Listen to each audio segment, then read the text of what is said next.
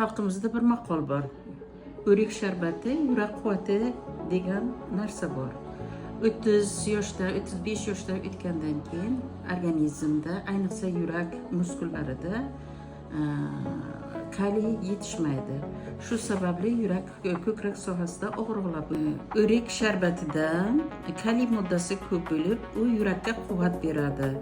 Yana yurak yetishmovchiligida, yurak kasalliklarida kaliy qachonga yetishmasa, yurak tez uradi.